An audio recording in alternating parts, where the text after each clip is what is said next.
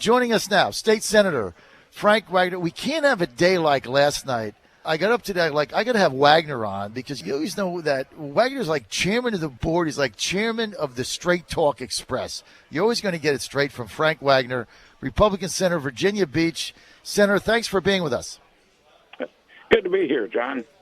Also, thanks for being a sponsor of our big show this week at the convention. We really appreciate your sponsorship, Senator Wagner, and all of our other sponsors. That without them, I wouldn't be an independent voice, and I wouldn't be able to do these things and bring all the action back to our listeners all over Virginia and Northeast North Carolina, and now our national listener base.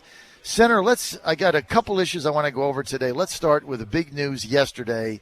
The Cruz speech, non-endorsement of Trump. You know, you've been around politics, Senator, for a long time. You were a deep sea diver. You've been in the Navy. You know a man's word. You know a man's honor. What was your take on that, Frank? Well, I just think that we've lost track of some of the big issues, and certainly one of the big issues is we don't say bad things about other Republicans. We're all on the same team. When you consider what separates us as Republicans, it's very little as compared to what separates Republicans from Democrats. And I think it's something never to lose sight of is the fact that the next president will pick 3 Supreme Court justices, and that will have a lasting impression long beyond these elections in terms of the types of opinions that the Supreme Court will turn out. And that reason alone really will shape the future of this country for our children and grandchildren, and I think it's absolutely important that we get a conservative bench in the Supreme Court. Yeah, I mean, that's the thing. We say, time is running out, and if you lose the Supreme Court, it's going to go on for generations, and just not going to be able to do anything with that. Listen, Senator, I want to get to energy independence. I know you've been a big advocate of this, and I think this is a really appropriate topic here as we go into day 4 of the convention. You're working for Virginia and the nation to be energy independent. We got this pipeline coming through Hampton Roads. It's kind of stalled now. From your perspective, what do we have to do to get this moving, Frank? Yeah. Well, I think, first of all, everyone needs to understand we have enough energy in this country to be totally energy independent. We have now proven oil reserves larger than that of Saudi Arabia. We have natural gas in such abundance that even with expanded usage, it's a 100-year supply. We're making great steps in integrating renewables into the power grid, and we have that option. And then when you see decisions made, holding up pipelines, the permitting situation that it takes to just try to get a permit to do something. Once FERC, and I believe FERC will ultimately approve the Atlantic Coast Pipeline, then there's another 1,600 to 2,000 permits that the pipeline builders need to get from the Corps of Engineers. And so our own permitting mechanism, which really has compounded the issues, very little support, or actually support in blocking these kind of things from the current leadership in the White House, has really hamstrung our ability to become truly energy independent. It's just another one of those issues of the difference between Democrats and Republicans. There's absolutely no reason we're spending money to buy energy outside the borders of this country. We should be buying energy inside our borders and supporting American industry, American jobs, and putting Americans back to work. And yet this current administration and the Democrat policy has been to oppose these kind of projects. And for the life of me, I just can't understand why. It's almost anti-American in their views. And they'd rather be spending money to the likes of Venezuela and the Middle East than use our own resources and put our own people back to work. It makes absolutely no sense in anybody's book. And it's the type of policies that we see coming out of Washington. If Hillary Clinton wins the White House, it's the kind of policies we can see a continuation of. It makes absolutely no sense, and would, quite frankly, be crippling and hamstrung our economy when we don't need to be doing that. So, Senator Wagner, don't you believe, like me, that energy independence should be a centerpiece of this presidential campaign debate going into the fall and should be one of Donald Trump's top priorities? Oh, absolutely. I think energy needs to be an important issue.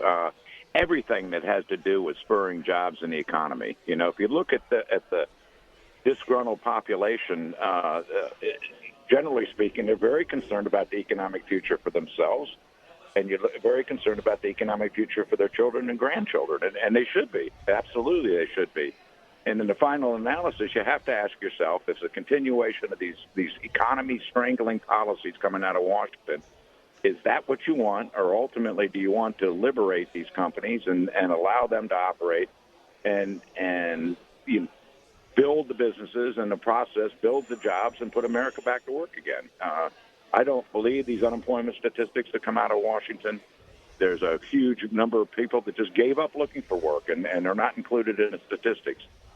We end up paying a large cost, those that are working in the population, to support many of the benefits for those that can't find jobs. This is, it's crippling. It causes our national debt to increase, all of those negative things. And I think if we have a Hillary Clinton administration, we can see just a continuation of those policies and ultimately a national debt that will grow over $20 trillion and continue to rise with absolutely no movement towards turning that ship of state and starting to bring us back into fiscal responsibility. Well, look, Senator Wagner, you're spot on. And I know as a state senator from Virginia Beach, you're fighting back. You've championed legislation to develop natural energy in Virginia. Let's get to this pipeline. What do we have to do to get the Atlantic Coast pipeline into Hampton Roads so we can get the energy, we can get the manufacturing comes in, we can get the jobs? What do we have to do?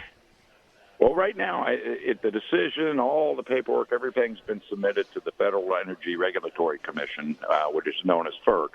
They have the sole responsibility for issuing the ultimate permit to build the pipeline. I believe they will. Hopefully that decision will come within the next 5 to 6 months. And then you would think construction could actually begin, but it can't. There's a number of permits. As I mentioned, some 2,000 permits will have to be received from the Corps of Engineers before the pipeline construction can begin. So, again, when one starts to look at what it takes to get a permit now and what it means to economic activity in this country, it's quite frankly strangling so many projects, not just in the energy field, but across the board that needs to get built, could be built, puts Americans back to work, gets money invested again, gets the economy turning, that being strangled by the bureaucrats and getting these permits issued. And it's a continuation problem. And I'll tell you another thing that I've noticed, particularly under the Obama administration, is these same bureaucrats, have become enemies of business.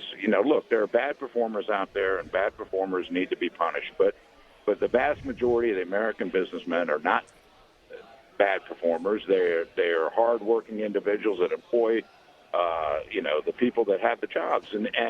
And these bureaucrats come in with this chip on their shoulder, like all business is bad. We know you're doing something wrong, and they come in with an attitude that, quite frankly, is counterproductive. And yet, I think these same bureaucrats forget it's the taxes that are generated by these businesses that ultimately allow them to have their jobs. And so we need to start looking, and I think this is an important part of the Republican agenda, or should be, is that look, we're here to assist and grow businesses, not to interfere with them. We ferret out bad actors, we're going to punish them. Absolutely, that's a function of government. But the vast majority of businesses are not that way. We should be out there promoting and helping them, assisting them to grow them and have ultimately the employment that they create from these jobs. And I just don't see that attitude. And I think that needs to become an important issue. And when you start to tie all those themes together, it's all about jobs and the economy. It's all about whether jobs it's and energy, the economy. Whether it's bureaucrats, right. Whether it's getting permits issued, whether it's doing these things. These are the type of things that government, quite frankly, has slowed the economy down when a shift in attitude that I believe can come from a Republican administration will ultimately result in a surging economy. And I think that's very, very important. Well, that's what we have to do. And the Energy Shore Coalition is made up of individuals and businesses in North Carolina, Virginia, West Virginia. They understand the importance of achieving American energy independence. More information. Here's what I want you to do. Go to energyshore.com. energyshore.com. I want to thank our good friend Senator Frank Wagner for being with us. He might run for governor in 2017, Joe. You better keep your eyes open. Hey, Senator, great to have you with us. Always an honor to get your perspective, sir. Thank you so much. Thanks, John, and thanks for what you're doing. It's important for those of us that couldn't make the convention to understand and hear another attitude, basically unfiltered by mainstream media. So it's very, very important. You're performing a great service, and thank you for what you're doing. Thank you, Senator Wagner.